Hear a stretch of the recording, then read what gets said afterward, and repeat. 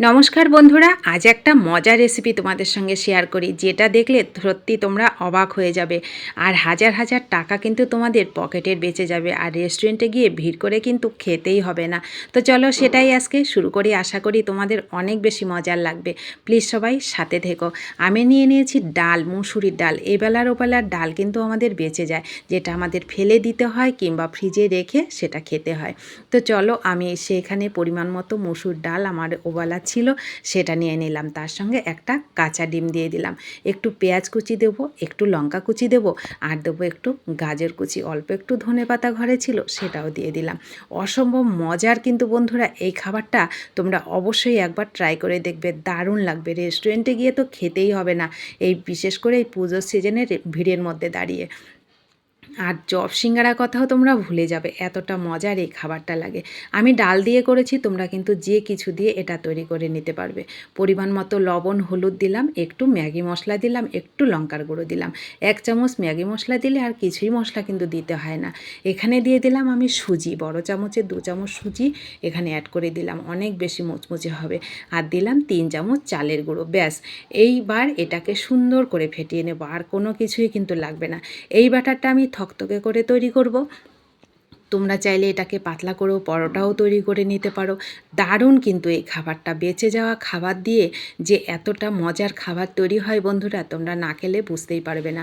আমি ডাল নিয়েছি, তোমরা মাছের ঝোলও নিতে পারো, মাংসও নিতে পারো, সবজিও নিতে পারো, চচ্চড়িও নিতে পারো, যেটা খুশি, যেটা তোমাদের বেঁচে যাবে, দেখবে যে এবেলায় বেঁচে গেছে, ওবেলা আর এটা খাওয়া হবে না, সেটা দিয়ে কিন্তু তোমরা সন্ধ্যাবেলার নাস্তাটা সেরেই নিতে পারো।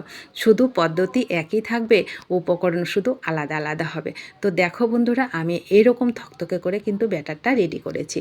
অবশ্যই এরকম থকথকে করে ব্যাটারটা রেডি করবে, আর একটু সুন্দর করে ফেটিয়ে নেবে। ব্যাস, এদিকে তেলটা আমার গরম হয়ে গেল। এইবার আমি একটা চামচে করে একই পরিমাপে সবগুলোকে দিয়ে নেব। এতটা মজার খেতে, এইভাবে যদি তোমরা একদিন তৈরি করে খাও, আর দোকানে সত্যি তোমাদের গিয়ে খেতে হবে না, রেস্টুরেন্টে ভিড়ের লাইনে দাঁড়াতেও হবে না। এতটা মজার এই খাবারটা লাগে, অবশ্যই একদিন তৈরি করে দেখবে, দেখবে দারুণ লাগবে। আর কেমন লেগেছে একটু কমেন্ট করবে, ভালো লাগলে কিন্তু শেয়ার করে দেবে, সবাই যেন দেখে খেতে পারে। বেঁচে যাওয়া খাবার দিয়ে যে এত ভালো খাবার হয়, সত্যি বন্ধুরা তোমরা না খেলে বুঝতে পারবে না। নতুন বন্ধু হয়ে থাকলে চ্যানেলটা প্লিজ সাবস্ক্রাইব করে আমার পাশে থাকবে। আর যারা আমার পাশে আছো তাদেরকে আমার অসংখ্য অসংখ্য ধন্যবাদ ও ভালোবাসা আমার পাশে থাকার জন্য। ভিডিওটিতে প্লিজ একটু লাইক করবে, তোমাদের একটা লাইক পরবর্তী রেসিপি তৈরি করতে অনেকটা উৎসাহিত করে। তা দেখলে তো বন্ধুরা কতটা ফুলকো আর কতটা সুন্দর চপটা আমার তৈরি হয়ে গেল। বাইরেটা কতটা খাস্তা আর ভেতরটা কিন্তু অসম্ভব মজার, একবারে মুখে দিলেই মিলিয়ে যাবে, এতটা নরম আর সফট হয় ভেতরেরটা। অসম্ভব মজার চপ কিন্তু আমার রেডি হয়ে গেল। দেখো কত সুন্দর আর কত সহজভাবে। আমার আইডিয়াটা তোমাদের কাছে কেমন লাগলো অবশ্যই কিন্তু কমেন্ট করে জানাবে।